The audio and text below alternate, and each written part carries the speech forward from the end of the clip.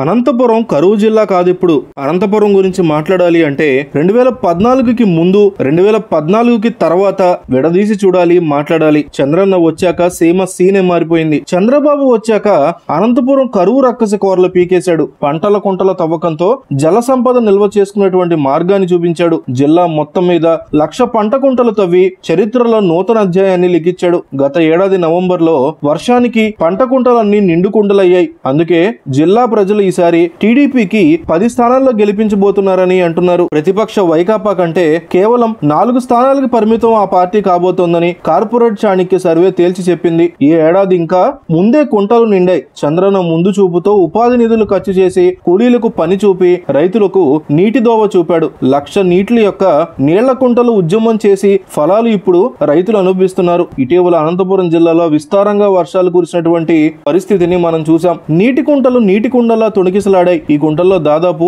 1.5 టీఎంసీల నీటి నిల్వ ఏర్పడి ఉంటుందని అధికారులు అంచనా వేస్తున్నారు. తీవ్ర దుర్భిక్షంతో అల్లాడే ముదిగుబ్బ, కదిరి తదితర మండలాల్లో సైతం చెక్ డ్యాంలలో నీటి నిల్వలు కనిపిస్తున్నాయి. నిండు కుండలను తలపించే నీటి కుంటలతో ఉరవకొండలో జనం చంద్రబాబుని ఆహ్వానించి జలసిరికి జనహారతి పట్టించారు. కరువు బాబు కవలలు అంటే కోసి కారం పెడతారు వాళ్ళు. కార్పొరేట్ చాణక్య సర్వేలో భాగంగా అనంతపురం జిల్లాలో ఈ పరిస్థితి ఎలా ఉంటుందో చూద్దాం. అనంతపురం జిల్లాలో మొత్తం 14 అసెంబ్లీ స్థానాలు ఉన్నాయి. గత ఎన్నికల్లో తెలుగుదేశం పార్టీ 12 చోట్ల విజయం సాధించింది. 2 చోట్ల వైకాపా విజయం సాధించింది. అందులో కదిరిలో 1000 లోపు ఓట్లే ఉన్నాయి. ఉరవకొండలో 2,000 ఓట్లు మాత్రమే. వైకాపా ఇక్కడ విజయాలు సాధించింది. అభ్యర్థుల విషయంలో వైకాపా ఈసారి ఒకే సామాజిక వర్గానికి ప్రాధాన్యత ఇచ్చింది. 2 రిజర్వ్డ్ నియోజకవర్గాల్లో అభ్యర్థుల భార్యాభర్తలు రెడ్డి సామాజిక వర్గానికి చెందినవారు. మరో 10 నియోజకవర్గాల్లో మొత్తం రెడ్డి వర్గానికి అభ్యర్థిత్వం ఇచ్చారు. ఒక్క బీసీకి మరో ముస్లిం వర్గానికి ఛాన్స్ ఇచ్చారు. దీంతో ఇతర వర్గాల్లో వైకాపాపై తీవ్ర అసంతృప్తి కనిపిస్తోంది అంటున్నారు. చంద్రబాబు చెప్పడు, చెప్పలేడు, జస్ట్ చేసి చూపిస్తాడు,